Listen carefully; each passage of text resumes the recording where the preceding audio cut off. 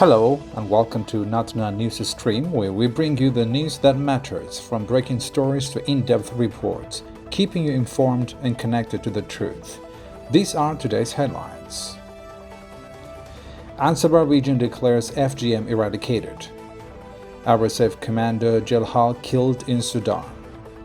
Plane crash in South Sudan kills 20. M23 rebels advance towards Bakovo. DR Congo president snaps peace talks. Egypt rejects Palestinian displacement. Ukrainian drone strike hits Russian refinery. Tragedy at India's Mahakumbh Mela festival. Chinese AI DeepSeek shakes tech markets. And Moscow unveils Lunar New Year metro train. News in brief. Authorities in Eritrea's Ansaba region have successfully eradicated female genital mutilation, or FGM, following a widespread awareness campaign. Colonel Tesfatsion Girmay, Director General of Social Services and Chairman of the Committee for Children's Rights, credited the community's dedication and implementation of Proclamation 158/2007.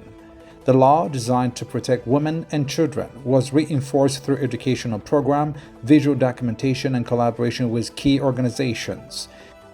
8 subzones in the region have now officially declared themselves free of FGM.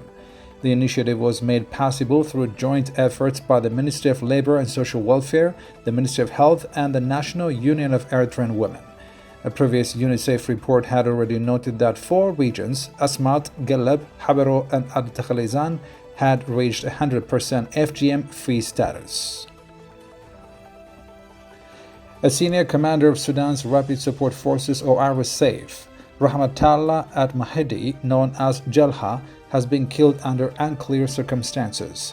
RSF-affiliated social media accounts mourned his death but provided conflicting reports. Some suggested he was killed in battle, while others claimed he died in an airstrike east of Khartoum. Jelha had been leading the Brave of Kordofan movement and had previously fought alongside Libya's Khalifa Haftar before joining the RSF in 2023. Multiple sources reported that he was targeted in a drone strike in the Green Valley area, but the RSF has yet to confirm the details. His death comes amid intensifying fighting in Khartoum as Sudan's conflict continues to escalate. At least 20 people have died in a tragic plane crash in South Sudan's Unity State. The aircraft carrying employees of the Greater Pioneer Operation Company crashed near oil fields shortly after takeoff. The lone survivor, a South Sudanese national, was rescued as emergency teams rushed to the scene. Witnesses described the aircraft as severely damaged, lying upside down in the wreckage. Overloading of aircraft remains a common issue in South Sudan, with past incidents linked to excessive weight. The crash brings back memories of a 2015 Antonov plane disaster that claimed 36 lives in Juba. Authorities are now investigating the cause of this latest incident. The Rwandan-backed M23 rebel group in the Democratic Republic of Congo is advancing south towards Bukavu after seizing Goma. Security sources indicate that the group is moving from Minova along Lake Kivu, aiming to control territory last held by rebels 2 decades ago. If successful, they will need to overtake Kavumu and its airports, as well as Burundian troops stationed to defend the region. The capture of Goma has already led to humanitarian concerns, with reports of bodies on the streets and food shortages. The United States has voiced its concerns to Rwanda, but diplomatic efforts have yet to halt the offensive. Meanwhile, sporadic gunfire continues to be heard in Goma as M23 consolidates power. DRC President Felix Tshisekedi has declined an invitation to peace talks aimed at resolving the crisis in Goma. Kenyan President William Ruto had called for regional discussions with hopes of bringing DRC and Rwanda to the negotiating table. However, tensions remain high as Rwanda is accused of backing the M23 rebels, who now control parts of Goma. While the Rwandan government has confirmed its participation, it is unclear whether President Kagame will attend. The UN continues to report evidence of Rwandan military involvement, a claim Rwanda denies. Meanwhile, Goma remains tense, with residents facing shortages of food and medical supplies. Egyptian President Abdel Fattah al-Sisi has firmly rejected suggestions that Palestinians be displaced to Egypt. His comments came in response to U.S. President Donald Trump's call for Egypt and Jordan to take in refugees from Gaza.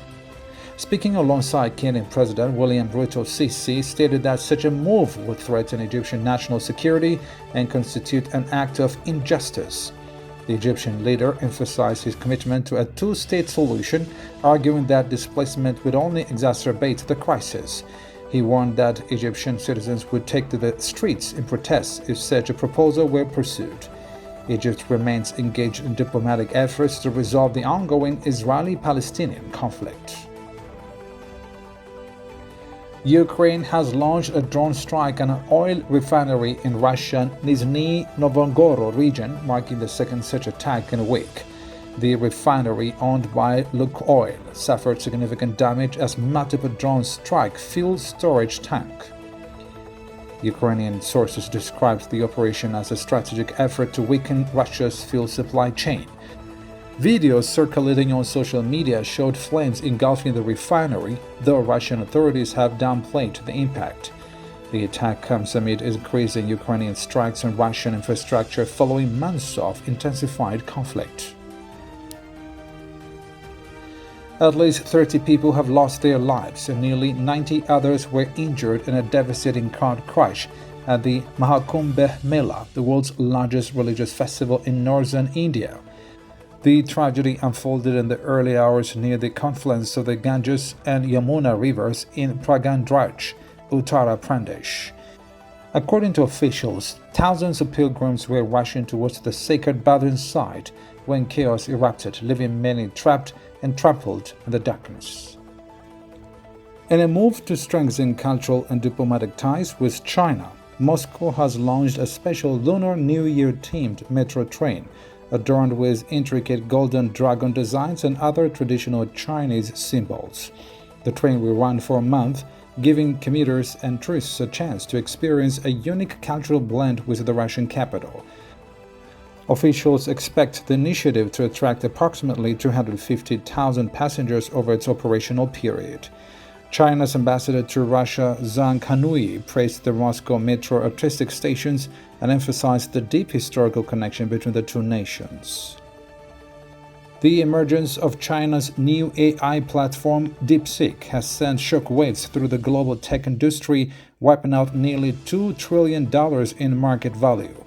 The platform's cutting-edge data processing and predictive modeling capabilities have raised concerns over its potential to surpass major U.S. tech giants.